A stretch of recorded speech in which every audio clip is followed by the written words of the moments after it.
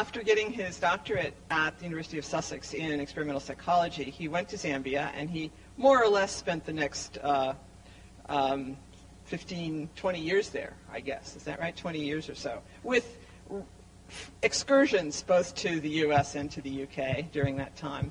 And then in 1989, he came to the University of Maryland and spent the next 13 years, with a few excursions back to Zambia in the middle, at the University of Maryland, Baltimore County, where the work he's going to talk about was done. He's now back in Zambia, where he's the vice chancellor of the University of Zambia. And his work over those years of his profession has been very wide-ranging. He's done work on color shape preferences in Zambian children. He's done work on the measurement of intelligence and the display of intelligence in children cross-culturally. He's done work on what we would call on mental disabilities, on special education, and in the last 15 years or so has increasingly done work on literacy, approaching it not just from a psychological but also from a sort of a cultural and a sociocultural perspective. So I will turn the podium over to him to talk about that. Thank you. Welcome, Robert. Thank you.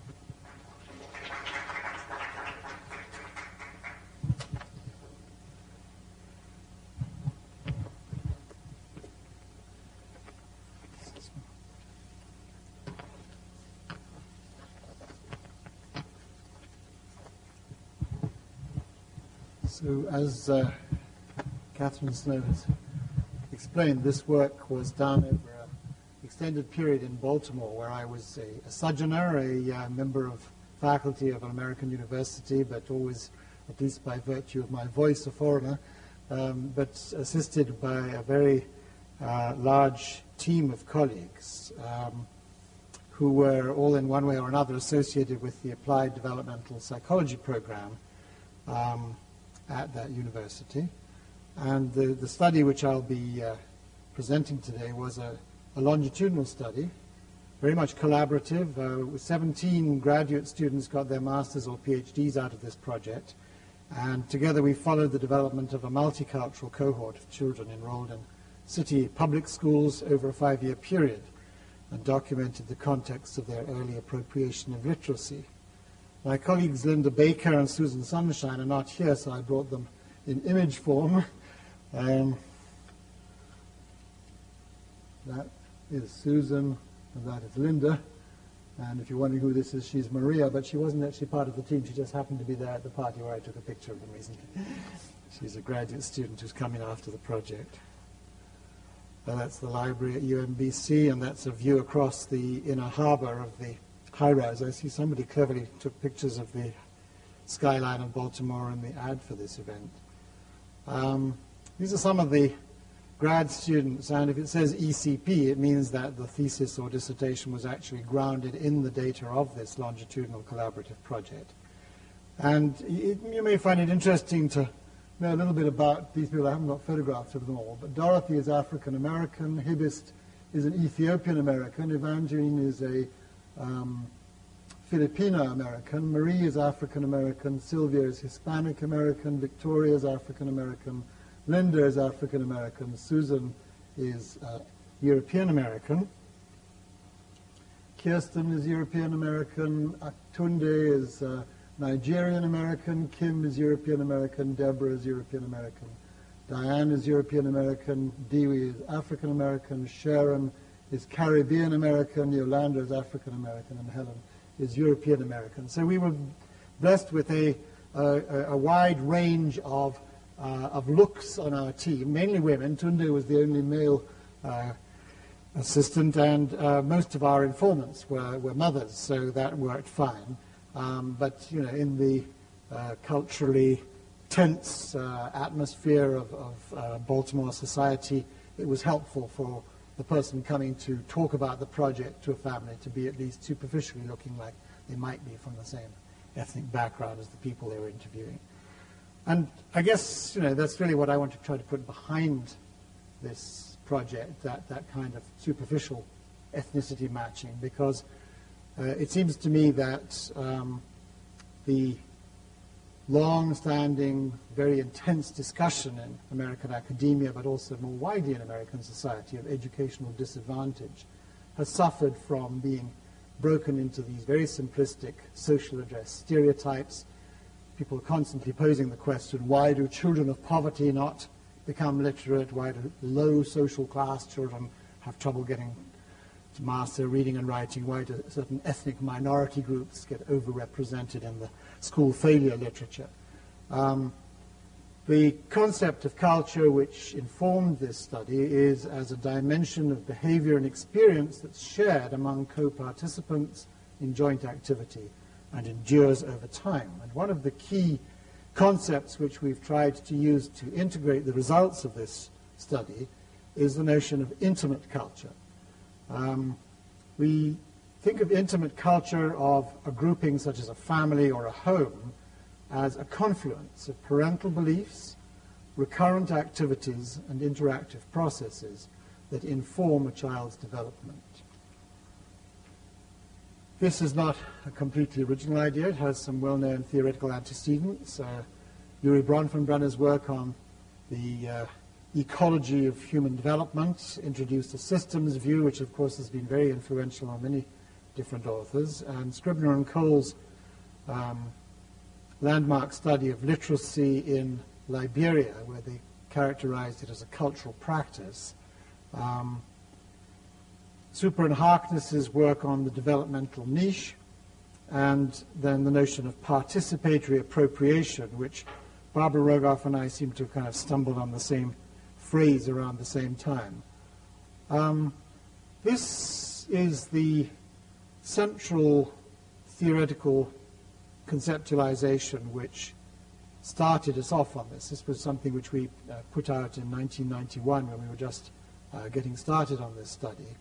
And what it shows is that a cultural practice, and the example here is the cultural practice of literacy, has a history to it which leads to its being stabilized in some way. So the cultural practice of literacy in American society has a deep history. It goes all the way back to the invention of the script, if you like, the Phoenician script from which Greek was derived, or maybe you want to go back to the hieroglyphs of the Egyptians which informed Phoenician script 2,000, 3,000 years ago.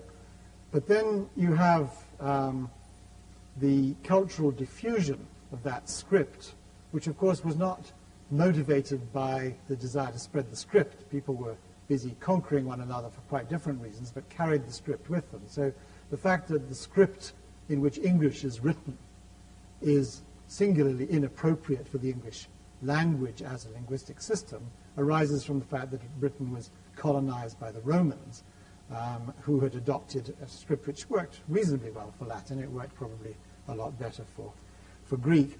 And then, of course, the British started conquering people around the world in a later phase of world history, and imposed this inappropriate script and inappropriate language on peoples all over the world. So you have first the United States, which has got its own peculiar version of the post-colonial dilemma, but Zambia, where I now live and have lived much of my life, 30%, you say?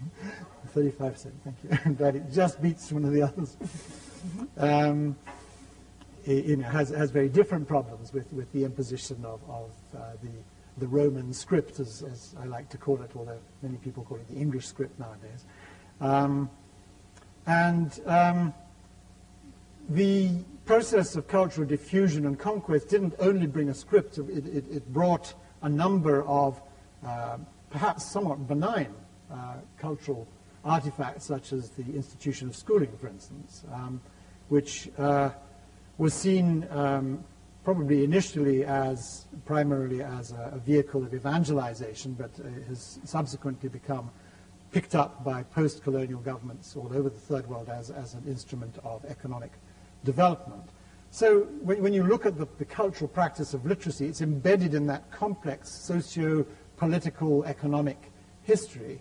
And what it constitutes is a batch of recurrent activities which are familiar to everybody who are party to that cultural practice. So moving down into the main part of this figure, the activity which I'm going to talk most about is joint storybook reading. But here's another couple of activities, and these are actually taken from Shirley Bryce Heath's landmark study. Making shopping lists, searching the newspaper for advertisements are also recurrent activities in the literate community. They require literacy to do them, and they constitute literacy. So a child who is going to become literate is going to be able to do those and many other such activities, and participate in them. So what is it exactly that the child is learning or appropriating? It's a set of constructs and rules which define each of those activities. So let me take the example, for instance, of joint storybook reading. The parents who read storybooks to their children have internalized a set of constructs and rules in ethno-theories, about which I'll talk a bit more, some implicit theories of how to do this thing called reading a storybook to a child. And they share this with other adults. So other adults watching somebody reading a storybook know these rules, and they follow those rules when they read stories. And of course the child is a kind of apprentice to this process, and the adult expert provides guidance to the child, who gradually appropriates these constructs and rules. So let me illustrate that with The Monkey and the Crocodile, which is a book that we used in this study. To read a story to a child, you have to, if you're doing it the right way, you have to sit down, and you have to have the child either sitting next to you or on your lap, or maybe rolling around in various places, coming up from time to time. But you're going to share it like this, right? And of course, the child may well give you the book like this, and you'll say, no, this is not the right way. So there's one of the rules is you hold it a certain way up, right? And then the child will say, okay, let's start. No, we don't start here, we start here, right? You start at the beginning. So these are rule-governed aspects of the activity of joint storybook reading, and the child may immediately want to turn over several pages. I want to get to this bit. No, we have to do one page at a time. So all of those are fairly straightforward rules which define the activity of joint storybook reading, but there are some subtler ones too. Like, for instance, we take this exciting moment here. No, I don't have this text, so I can't hold it up, but you have to. I wanted to do this on a overhead. I'm sorry I didn't get it up there, but you can see there's a monkey up in the tree here, and there's a crocodile down in the water. And monkey, he called, wouldn't you like to come with me over to the island where the fruit is so ripe? Oh, yes, said the monkey, but how can I go with you? I don't swim. I will take you on my back, said the crocodile, with a toothy smile. Now, of course, there are lots of good opportunities there for the kind of thing you do with a semi or pre-literate child. The toothy smile, we can talk about the teeth, and we can point to and fro as to who's speaking and what have you. And the child may well comment about the monkey, oh, he's going to fall, and things like this. So there are a lot of diversions, but you can build a lot of fun around the story using the pictures, because these are designed to be read with children. I mean, adult reader doesn't need this kind of illustration, but it's very much a child-oriented illustration. I'll postpone another part of that till later.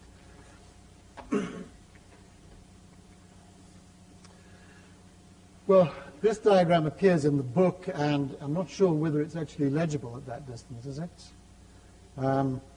If you want to find the storybook reading in there, it's a recurrent activity there, right? So recurrent activities, together with parental ethno-theories, are part of the intimate family culture in this diagram. And that comes from some cultural traditions we were talking about, which may or may not be specific to an ethnic group. Not only parents have ethno-theories, teachers also have them. And then they're coming out of the tradition, there are also these institutionalized forms like the school. So here are three historically influenced cultural practices which impact, well, in fact, the forms impact on the schooling that the child experiences, the particular instructional practices and curriculum. And the child is going to be in here being impacted by this process, but also by the relationship between the home and the school. So the developmental journey of the child arises out of the interaction between home and school. In the intimate family culture, there are very specific processes going on, like the one I was illustrating. I didn't have a child there to be on my lap. And we looked at those directly, and the children, of course, bring individual personal characteristics to their developmental journeys as well. So you could sort of look at these arrows, those of you who are statistically minded, and say this is like a structural equation model, right? But I would warn against that. I think it's better to think of it as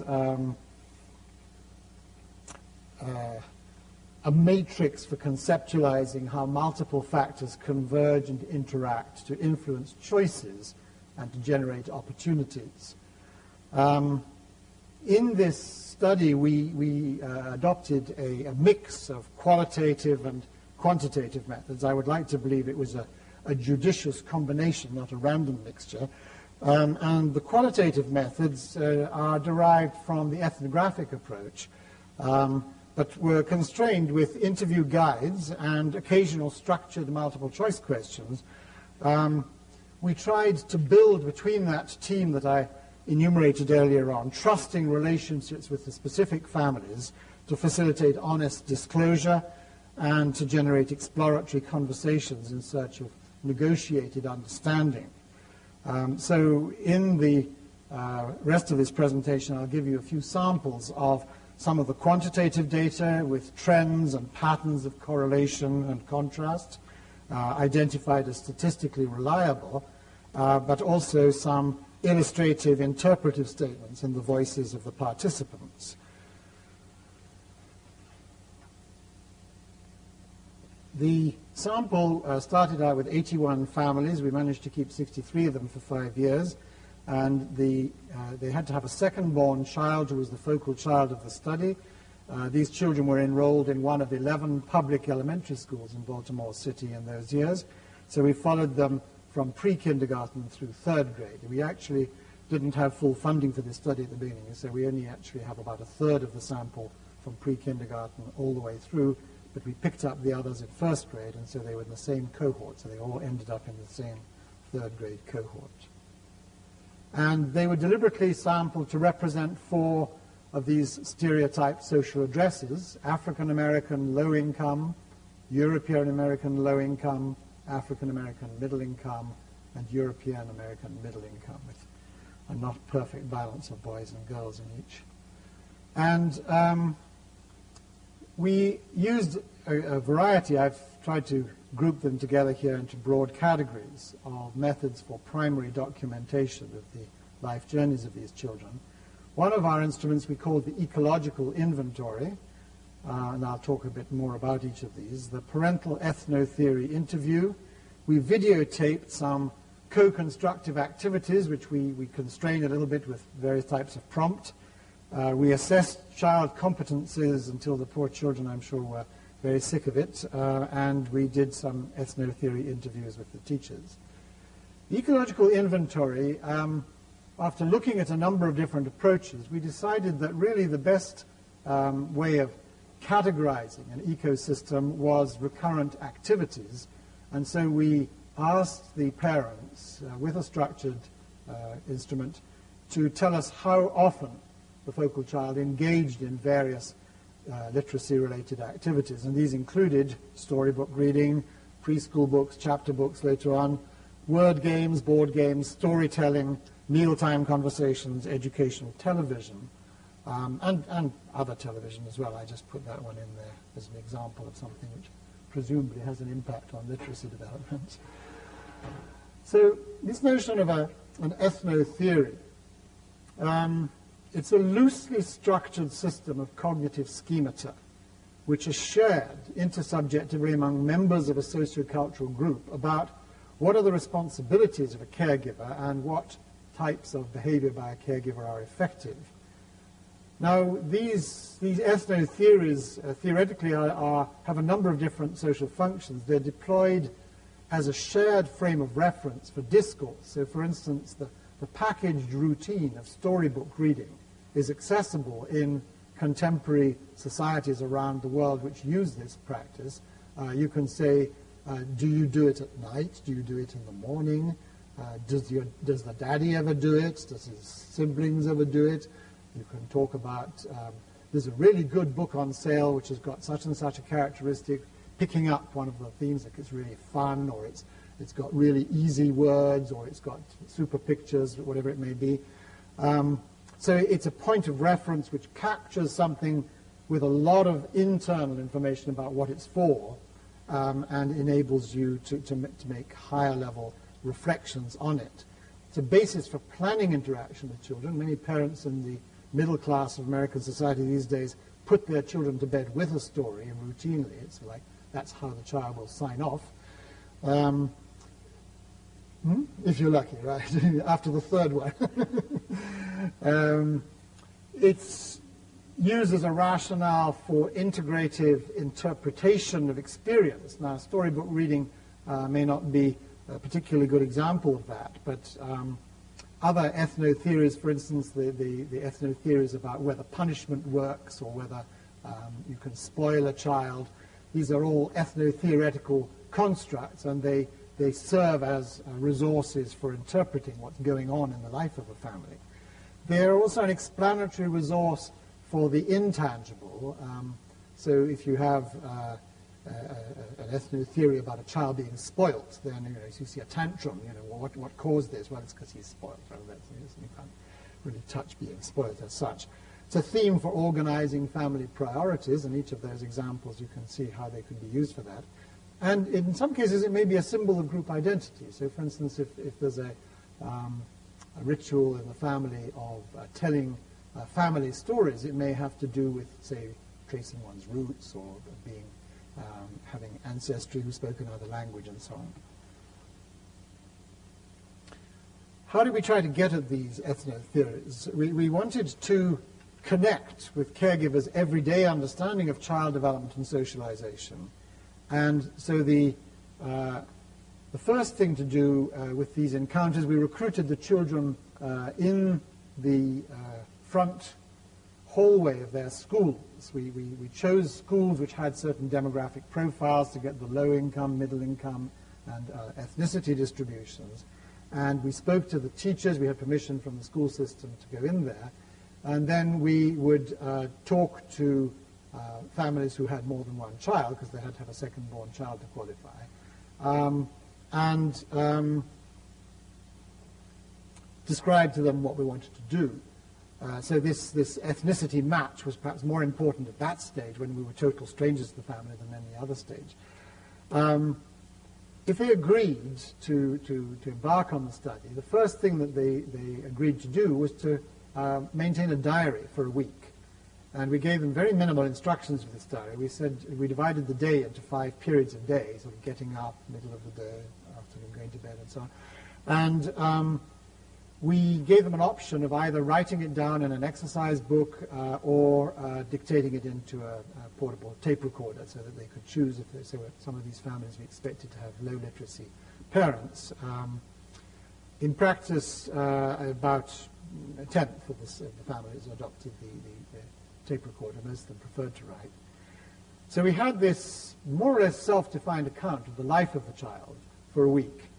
And this was what we then brought to the first ethno-theory interview. We spent a lot of time reading these diaries and planning the first interaction. So the conversation would start from, you say that such and such, and then we would broaden the scope of discussion out into the ecological inventory. So I've got an example I picked out here. This mother had said that she reads bedtime stories to Anna in the diary. So the interviewer said, these interviews are all tape recorded, what does it mean to her when you read Anna a bedtime story? And the mother said, excuse my Baltimore accent, I can't do this very well, but I don't know, I think she just likes it that I read to her.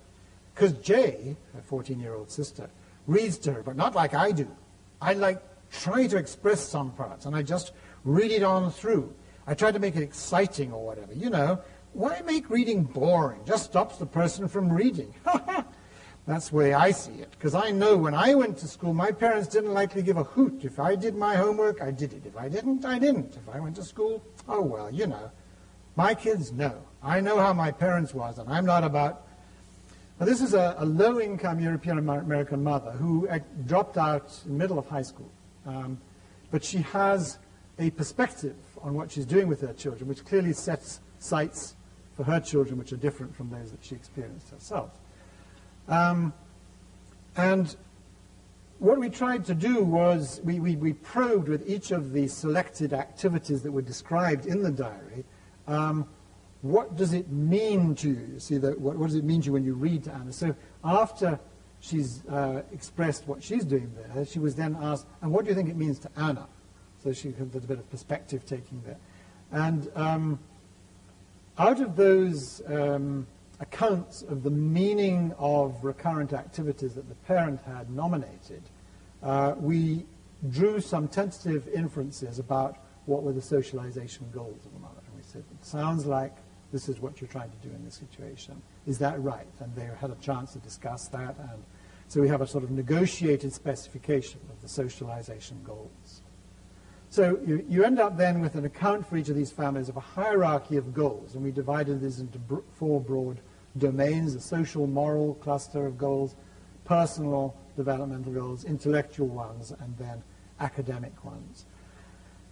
We also asked them about their intervention strategy. So we would take a particular goal which they'd agreed on after a couple of interviews and say, now you say you want Anna to grow up as somebody who is polite.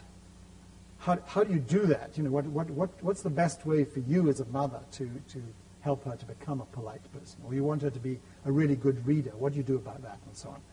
And the three sort of types of intervention strategy came out of the analyses. Proactive intervention, basically telling the child, this is what I'm expecting of you, and really didactically trying to set in motion that developmental process.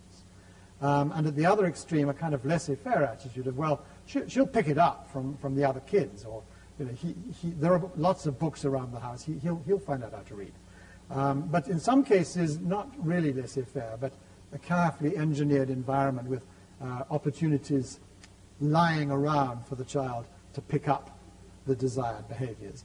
And then in-flight responsiveness is a term which we borrowed from Tharp and Gallimore, the neo-Vygotskian view that you really want to try to capture the child in the zone of proximal development. And so we found that it wasn't necessarily the case that a parent would adopt one of these strategies for all domains. So these strategies were differentially distributed across moral and intellectual goals, for instance, very often. We looked at family routines, at the meaning invested in these routines, things like dinner time, bedtime stories, homework, and also the predictability, the regularity of these routines, drawing on Barbara Fieser's work with Arnold Samaroff. And then we also looked at not only the ethnotheory interviews, but also the ecological inventory data, and began to become aware that there were some broad overarching perspectives on literacy socialization, two of which we focus on in the book. One is we call the skills perspective. There's a mother there who said every day she gets a different word, you know, and she's definitely got an agenda as to what the child is supposed to be doing. Many of the parents did drills with their children, and they would refer to things as homework, even though maybe it was drawing or sticking things in, but homework was a very clear packaged concept for many of these families. The entertainment perspective is illustrated by Anna's mother, who talks about why make reading boring.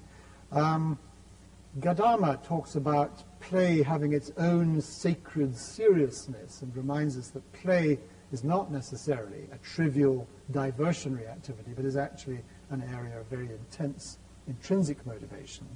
And as we understand it from following the expositions by many parents who endorse this entertainment perspective, one of the key outcomes is that the child becomes a very confident owner of the system of meanings that informs the practice of literacy.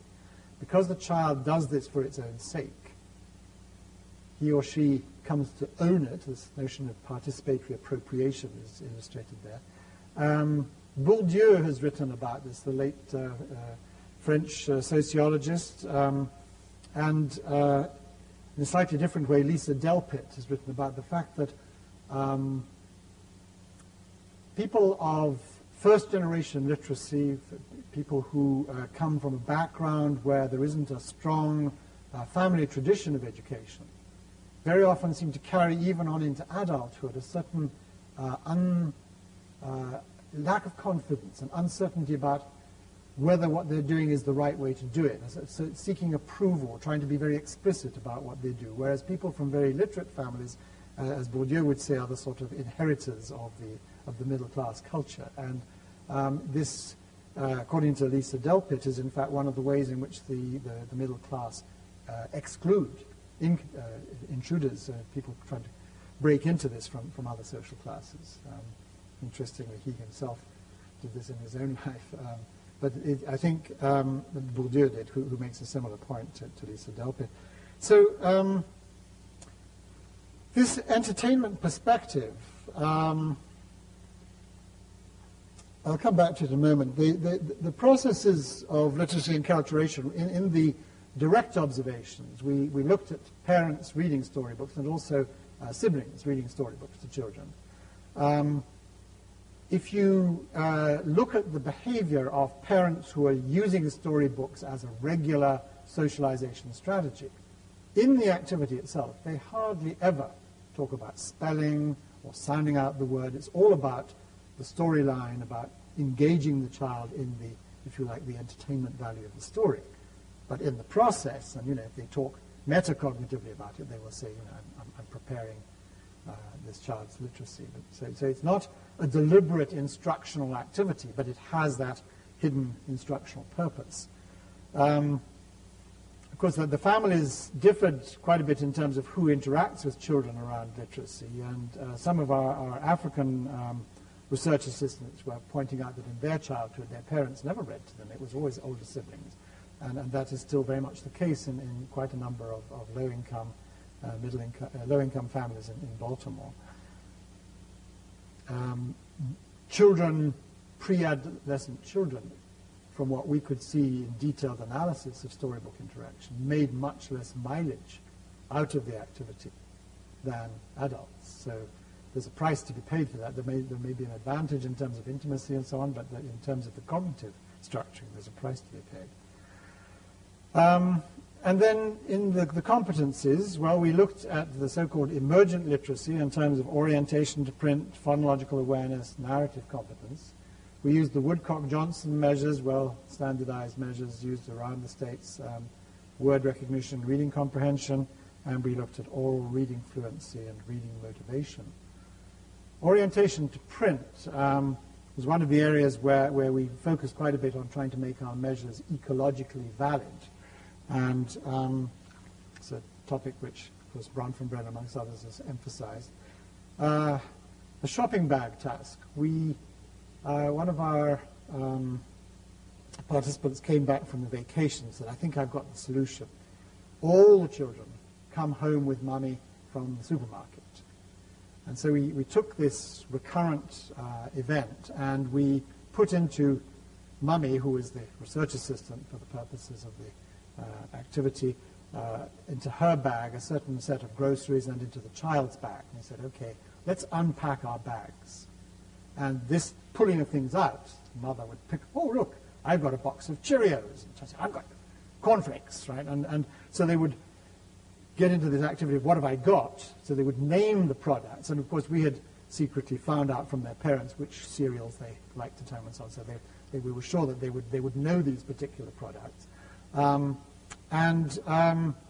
we would move from the actual products to the labels on the products. So we had flashcards with the logo of Cheerios and cornflakes, and could they tell which was which? And then finally just the printed word. So what you could see here was that all of these children knew how to recognize visually the whole thing, and many of them could recognize the logos, but then it was a period of time before they could master the printed word.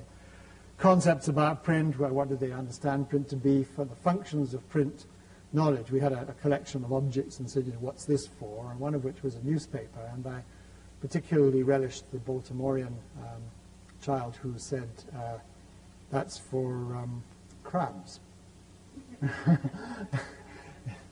Those of you who don't know Baltimore will need to know that in Baltimore the indigenous food is crabs, and to eat crabs it's a very messy business. You have to lay out newspapers on the table, and then you break these things and it spatters everywhere. But for this child, this was a good answer, but it wasn't quite what we were looking for in terms of knowledge of functions of print. And we also looked at letter knowledge and validated the well-known observation that children learn the letters which are in their own name before the other letters of the alphabet. We did some work on phonological awareness, which I won't, because of shortage of time, talk about here, but I think those of you who are literacy researchers are aware that there's quite a strong correlation between how much children know about nursery rhymes and the rate at which they become literate, and this is probably because nursery rhymes have these salient phonological cues. And then we looked at narrative competence, starting with oral narratives. Again, we spied on the children through their parents on the telephone, said, can you tell us before we have this testing session something really exciting that happened in the child's life in the last week or two? And then we'd be doing one of these phoneme elision tasks or letter sorting tasks, and then in between tasks, the tester would say, by the way, I hear you went to the seaside this vacation. What was that like? Or I hear your goldfish died, or what have you. And so the children would then produce narratives around these familiar events.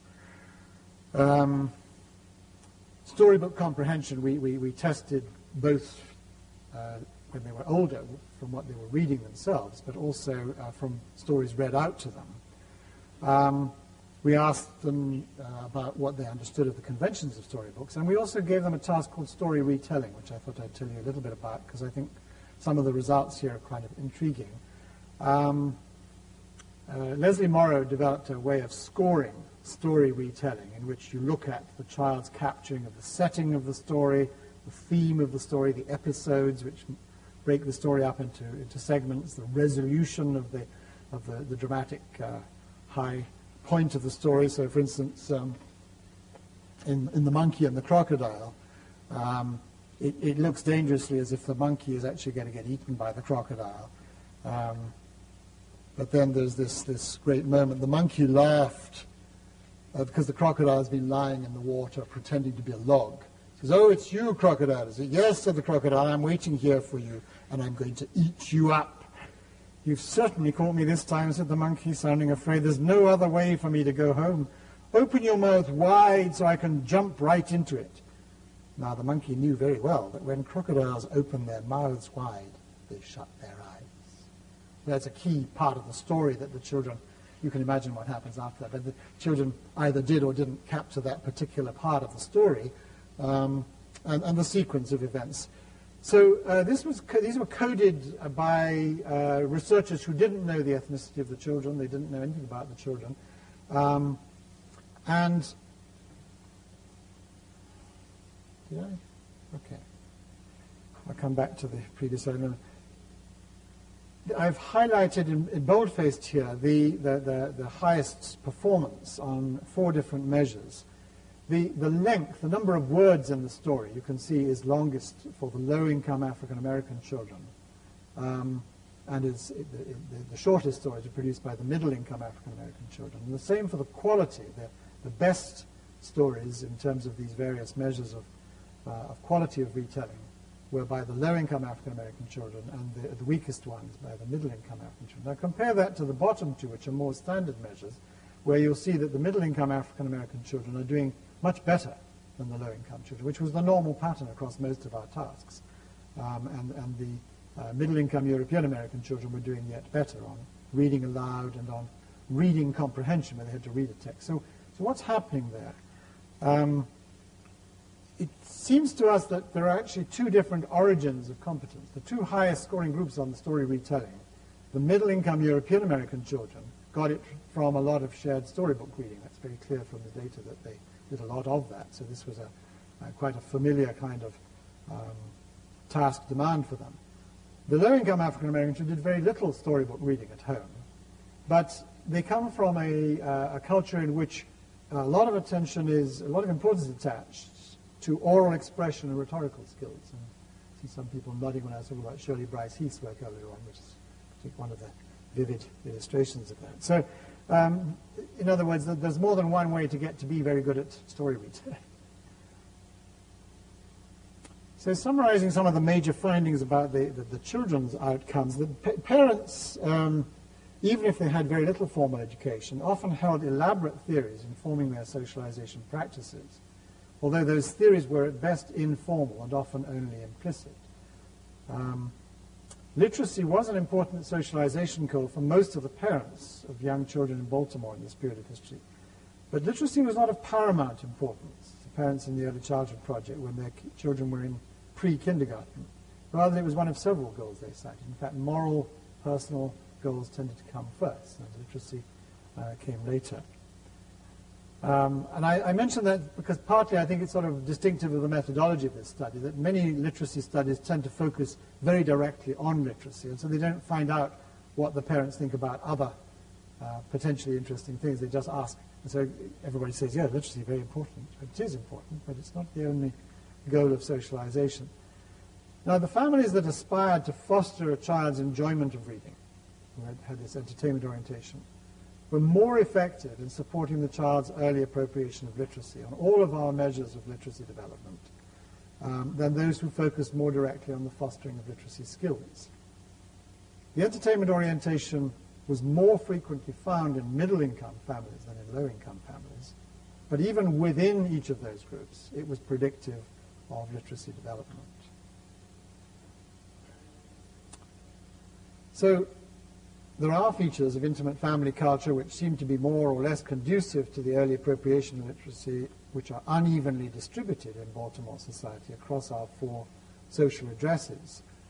But children can't be defined by their ethnicity or their socioeconomic status because the influence of the cultural heritage is filtered through the distinctive intimate culture of their families. So Anna's mother, for instance, who's a strong example of the entertainment orientation, is a low-income mother.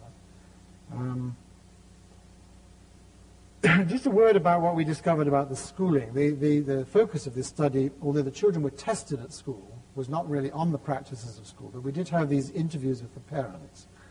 So in the chapter of the book which talks about the agenda and practices of schooling, we go over some of the fundamental rationale of elementary schooling and also the history of unequal educational opportunity in Baltimore's not so distant history, and talk about the tremendous pressure from the public and from the administrators to raise academic achievement. Baltimore schools have had a very bad rap in recent decades.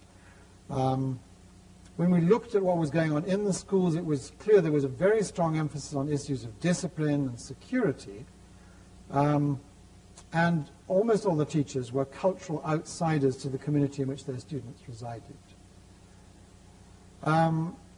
One of our collaborators I didn't mention before is Abdel Jalil Akari, who is a Tunisian-Swiss literacy researcher who spent a year with us, and he analyzed the interviews with the teachers, which had been tape recorded, and pulled out 6 themes which were dominant in the statements of their philosophy by the teachers.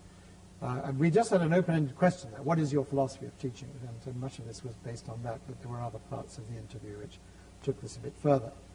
So, universal educability, an example from one of the teachers is every child can learn. You just have to take the time and listen to the child. All children are learners. Child-centered education, my ambition was that as children were learning, school would be a place where they would have enjoyment. Individualized differential teaching, I try to remember that every child is different and treat them each as individuals as much as possible. And the responsibilities of the teacher, I want to do my best to get it done. When the kids leave, the parents will know, wow, they had this teacher, she did her best. And let's hope next year, too, this teacher started by enumerating all the chores of being a teacher. These were quite differently distributed across the ethnic groups of the teachers. The universal educability theme was overwhelmingly the top theme for the African American teachers. Child-centered education was mentioned by both groups. This responsibilities of the teacher theme was very much a European American preoccupation, as was individualized differential teaching. In a way, interesting is that the findings with regard to the children's families didn't come up typically with strong ethnic differences, but these orientations by the teachers were quite clearly linked to that. So what's that about? Akari did some follow-up. Many of the African-American teachers were trained at particular colleges. They were trained at Morgan State or Coppin State. And the European-American teachers went to other colleges. So we thought maybe it has to do with the curriculum, maybe the socio-political history of educational opportunities more emphasized in Morgan and Coppin curricula. There's a little bit of that, but it really doesn't account for all of it. So, I mean, it seems you can also look at the African-American directors of schooling in Baltimore and their rhetorical statements when they took office, which were cited in their public relations documents, very often emphasize this theme of educational opportunity, more so than their European-American colleagues who were in between their spells in office. To some extent, if you look back at the wording of the universal educability quotation there, it almost runs against differential individualization.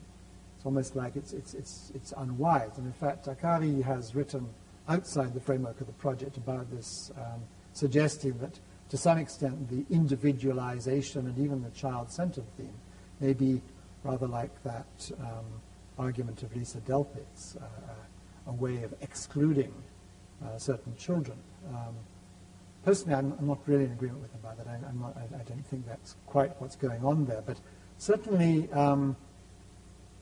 the emotional commitment to every child being capable of success is something which is a shared ideology, I guess, of the whole teaching profession. And the fact that it comes up first when they're talking to a stranger about what's your philosophy of teaching for African American teachers more than European American teachers is an intriguing finding, I think. We have a chapter on the relations between homes and schools, and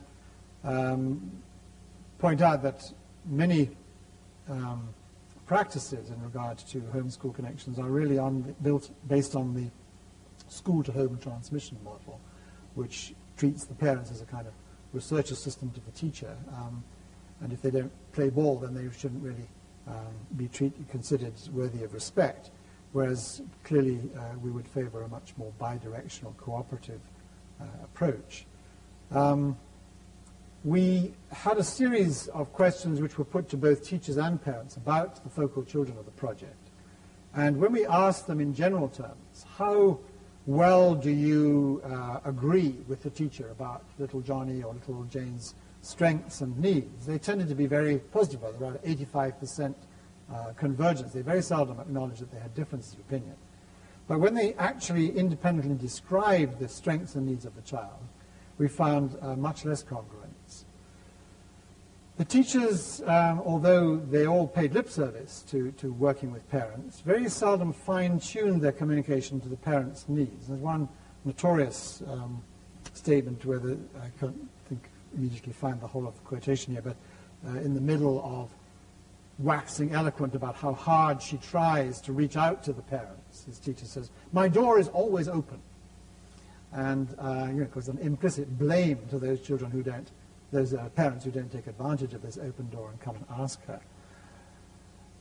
We did a little action research project with a very, very small sample, but in-depth qualitative analysis. And the teachers who participated in this designed their own action research projects from the base of their classrooms. And one of the team, Linda Gorham, we served as a kind of facilitator, and we had seminars which they reviewed some of the research findings of the project and then designed their projects with each of the principal investigators as a mentor. And then Linda Gorham followed this through over the next 3 months, and they came back together to report on what they'd achieved.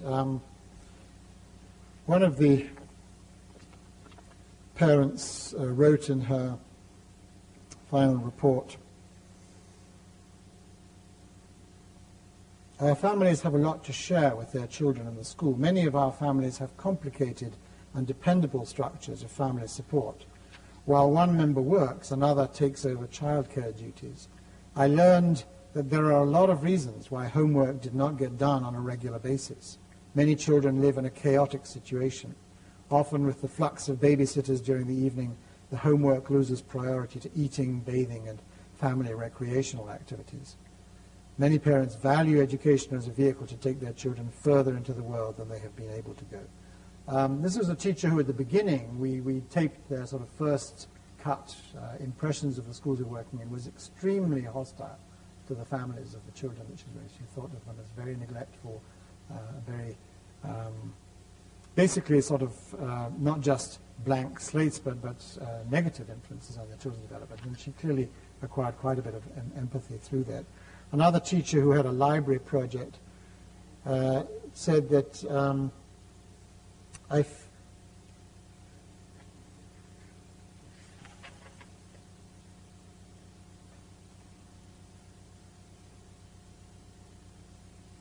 she starts by talking what happened to the parents. There was a lot of change in the parents. But then she says that she found changes in herself. "I felt more appreciated than in many years before. I felt the reason this happened was a closeness developed between home and school because of the interaction that occurred this year through the lending library. I, too, had a more positive attitude this year. When a parent came in with a suggestion or complaint, I tried to view the concern from the parent's and child's perspective as well as my own. I had more patience because I had so much emotional and physical support. I was enjoying my job. This feeling of joy motivated me to teach." Spill-offs from what was, on the face of it, just running a library of quite a remarkable nature. So in what I've been saying, I've been talking about the perspectives of different people and the perspectives of parents and teachers and to what extent they meet. And one of the theoretical issues in psychology, which I've written about, talks about what John Schotter calls the reflexive triangle, where basically when you're offering a psychological interpretation of a particular subject, there's the question of, how does that subject's own perception relate to yours as an author and that of the audience you're speaking to. But this is very much a socioculturally situated study in one particular eco-cultural setting of Baltimore City schools. I think I'll skip over that. What about children living in these circumstances? These are herds boys in rural Malawi, in Dedza district. Or these children, the little girls in Mangochi district in Malawi, whose parents are not literate, who have no opportunities for joint storybook reading. Where do you come into the conversation between the teachers in this school, this is in northern Zambia, and the parents who have very different set of resources for communicating about literacy development with the teachers. Very few of these children who do go to school in Zambia will go on to the university. That's the university where I now work, in the University of Zambia. Less than 1% of any cohort will get into this university. But literacy is seen as a national goal for all children. So you have to expand those overlapping circles to many different constituencies, and the discussion has to include different groups, for instance, of parents. The urban elite parents may have quite a lot in common with the policymakers, quite a large area of overlap. The rural parents, somewhat less, and probably quite little in common with the urban elite parents. So which of these constituencies are you addressing? And in fact, a lot of the policy is aimed at these vocal and accessible parents rather than at these less vocal, less literate parents. And then what's the relationship between different generations, the rural pupils and their parents? the primary school teachers in the different parts of the country and so on. So it's a very complex conversation, and I believe that the kind of research I've been describing has implications which are slightly different for each of these different constituencies. Teachers and parents stand to benefit from the addition of a macro perspective to their fine-grained, hands-on awareness of the concrete realities that they experience in the front line of literacy socialization.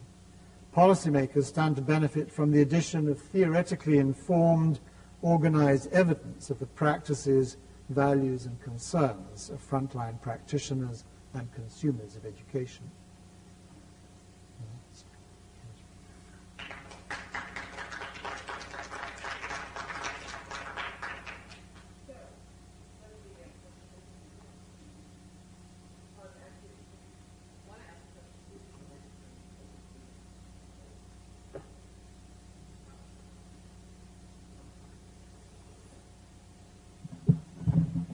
Thank you very much for telling us about the study. I was struck by the slide near the end where you were talking about the overlapping constituencies and how much more complicated they are, for example, in a place like Zambia or Malawi. But then I was actually taking that back to thinking about, well, probably many of those constituencies are quite similar in Baltimore County, given that the schools probably matched the middle-class parents' ways of behaving and doing things at home much more closely than the low-income parents or the African-American parents. So that kind of division certainly existed in Baltimore as well. And how much attention were the policymakers, the school personnel, paying to their audience of parents and children in terms of what kind of connections there were between the ethno-theories, for example, of the families and the schools in terms of what education was going to, how it was going to work for their kids.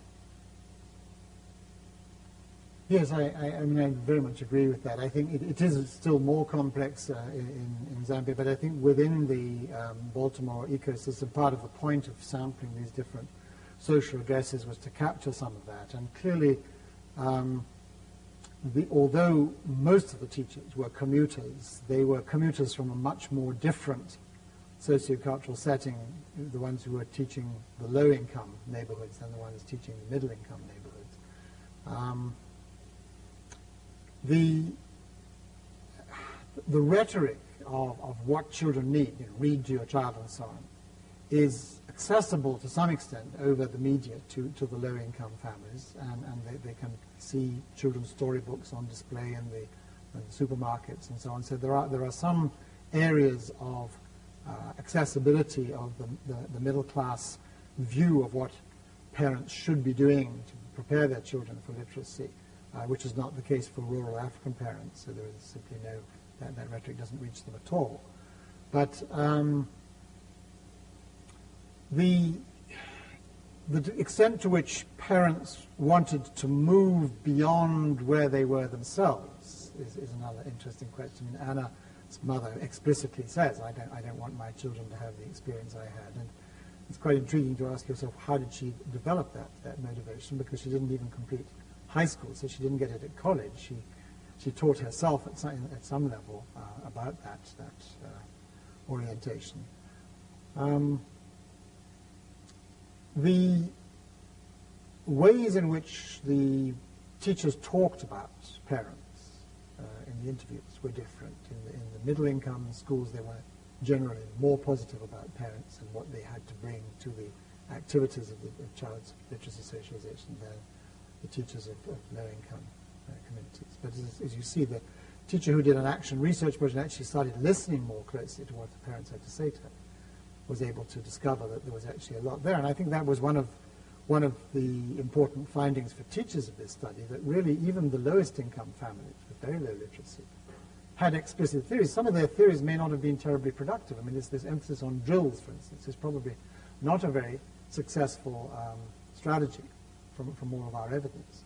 But it wasn't done randomly. It was done with goodwill and intentionality. And I think that was one of the very strong impressions we had, that we really didn't have parents who were inarticulate. If you took the time to sit down with them and ask them to describe their child, they all had something to say about it. And then you could say, well, maybe the ones who didn't join in would have been less articulate because it was obviously voluntary. But we really pursued every family who was eligible in the low-income schools. And very few of them were hostile. One or two of them gave us this feeling, we don't want to talk to you boffins about our child. But most of them eventually, said, well, we thought we didn't have time and so on. So I think that the possibilities of communication are a lot greater than the facts of communication. I don't think those subcultures are that insulated from one another.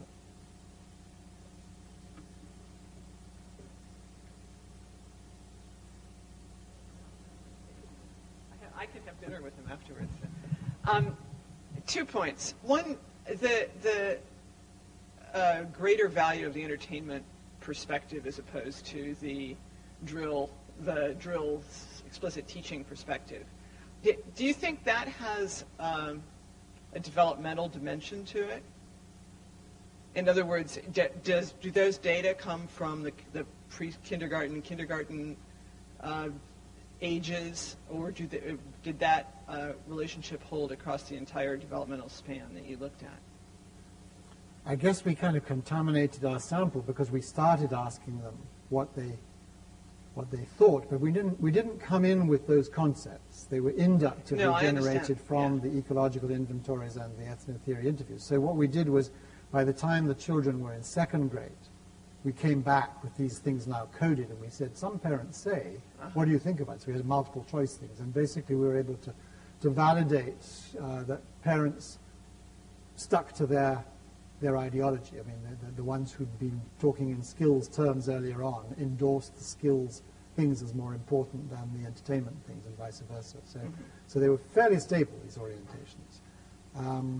Some of the questions we put to them at that stage were, what do you think is important in kindergarten? And some of them were, what do you think is important now? And these children were still not very old. They were only in third grade when we stopped. Because certainly no one would argue that parents should be teaching kids to read from storybooks when the kids are 4 or 5. And some people would argue they shouldn't be doing that when they're 6. If they're not reading in third grade, somebody's got to teach them. And so I'm just sort of wondering where when sort of a focus on explicit teaching becomes appropriate from the parent's point of view, from your perspective, when the parent's perspective on that becomes appropriate, and if it's inappropriate, how's the kid going to learn to read? Well, I think that there is a more mature version of the entertainment perspective. There's a lovely essay which was delivered as an address to the National Reading Association by Patterson, the children's writer, which she calls The Lure of Story.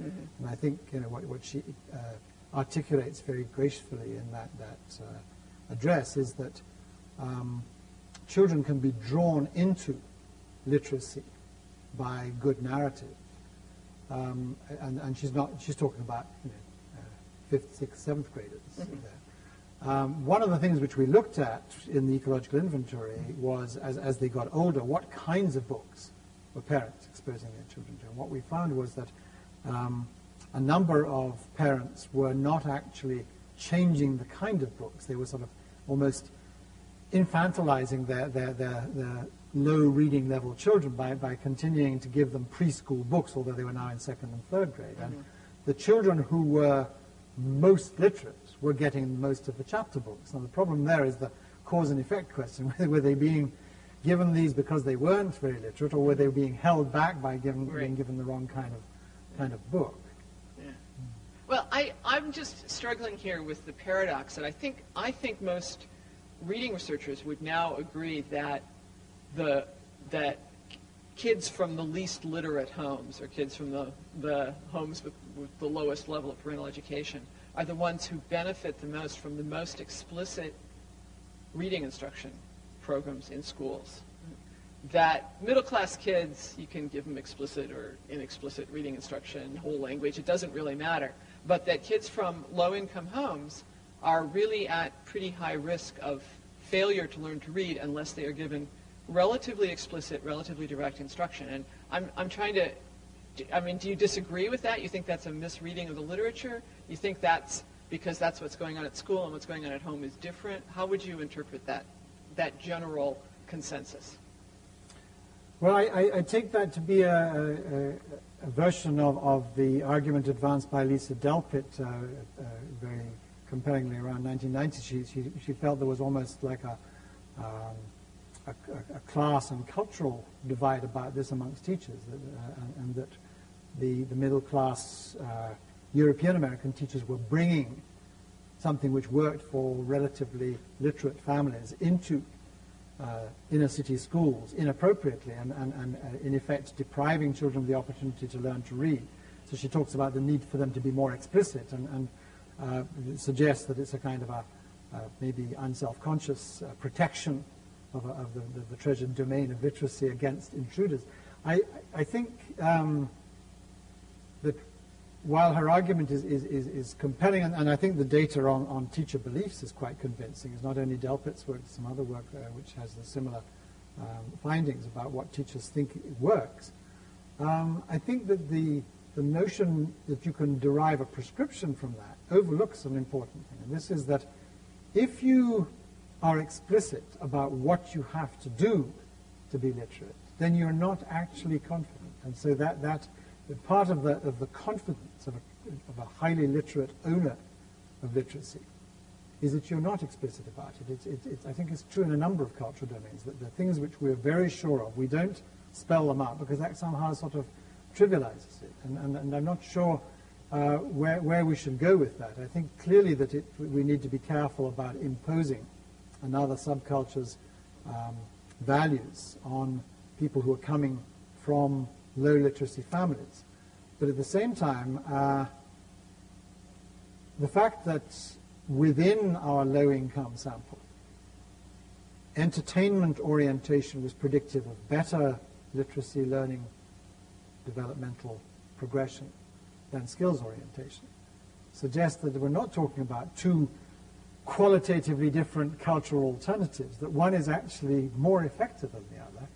And as I say, I think there are a number of reasons why that might be the case. One of them being that if you can capture the child's intrinsic motivation to explore, which is most dominant in play, then you've got a really winning formula. And I think that the danger, as Anna's mother says, is why make reading boring? That will turn the child off. So these drills can actually be counterproductive.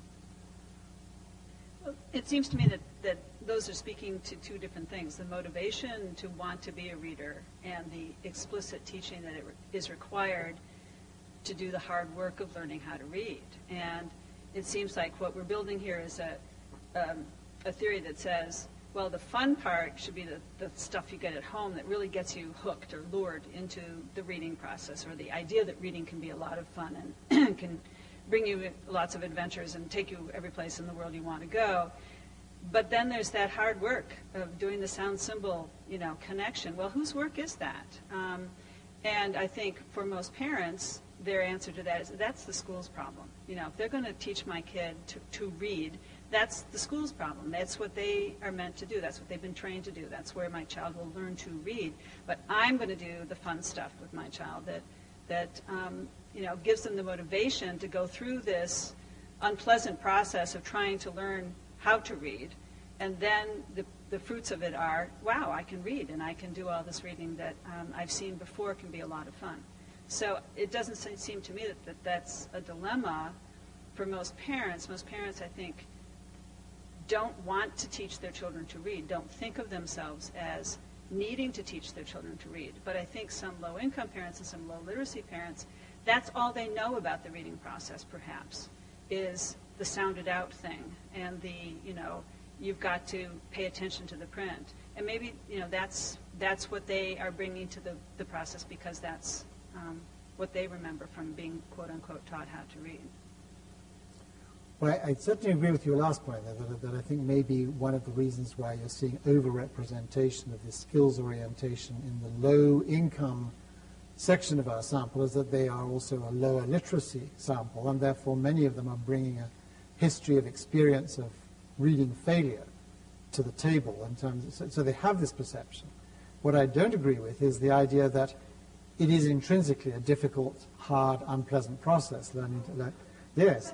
And I think, it's like, if you look at, for instance, immigrant families who come to the United States, you'll find that the parents are going to evening classes and working extremely hard to master the language.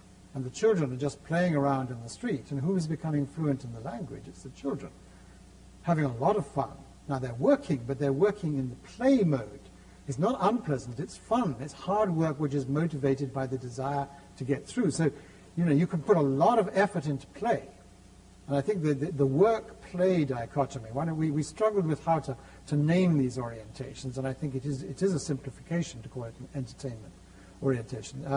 But I think there is also a sort of ideological overlay in contemporary society which says that when you're playing, you're having a good time, it's fun, and when you're working, it's sort of horrible and miserable and so on. And I think really that's not what this contrast is about. The contrast is about, are you going to push on the segments, the skills themselves? It's not a work orientation, it's a skills orientation. Or are you going to focus on trying to get the child to see the intrinsic attraction of the literacy practice? If you can capture the child's imagination and motivation, and I didn't talk about the motivation measures, but there is a part of this study which shows that motivation is an important part of it.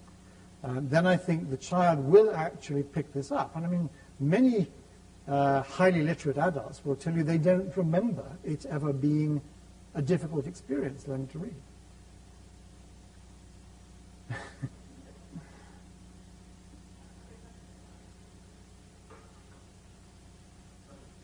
Just a quick question about policy implications. Given your comment earlier about being optimistic that we're not so far apart in terms of communication, did you draw any explicit policy recommendations at the preschool level about where we might go from your findings?